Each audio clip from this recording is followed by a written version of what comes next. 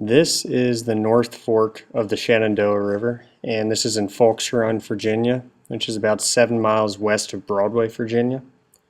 And as you can see, the land across the river from our land here by the pavilion doesn't have the strongest riparian buffer zone, and their cattle don't have direct access to the stream, but sometimes they make their way into it.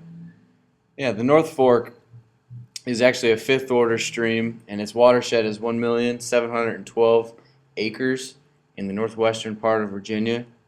It actually flows north 116 miles to Front Royal, where it joins the South Fork of the Shenandoah to form the Shenandoah River, which later flows into the Potomac. And here is a little riparian buffer zone before you get to the river on our side. And as you can see here, it's pretty good width, and there's a good diversity of between large trees and smaller underbrush and undergrowth. This relatively small and accessible river has 6 dams and several low water bridges, but this section here that we're filming only has one low water bridge above it. This is an image of the watershed of the North Fork of the Shenandoah River. The headwaters of the North Fork actually form around Brock's Gap, which is upstream from where you're seeing our footage.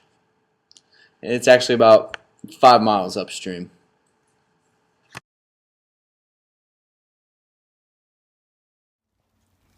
And this is a seasonal creek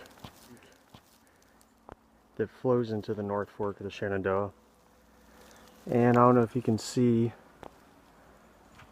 but up there's a fence to keep the cattle out. And during the spring and when the water's up, this will actually flow all the way down past the buffer zone here and into the river.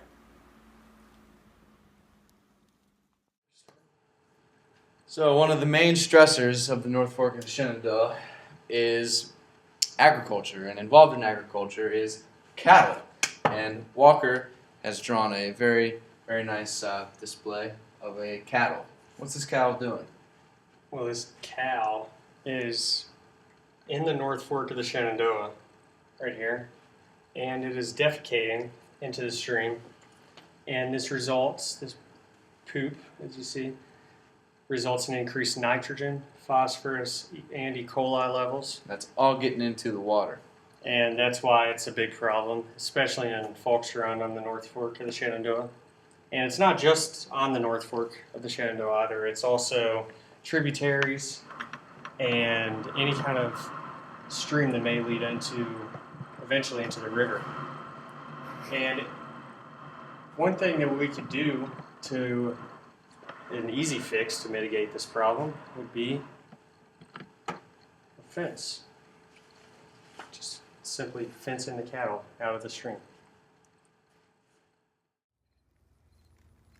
This is an area on the farm directly above the river, and this is actually not fenced off to cattle, but yeah, I kind of think it should be, because if you look down the cliff, the riparian buffer zone is not nearly as wide or thick as it was in the first area I filmed.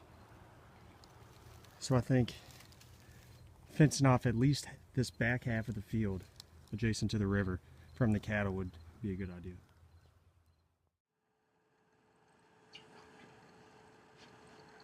Oh hey, another stressor the North Fork of the Shenandoah faces is runoff from farming.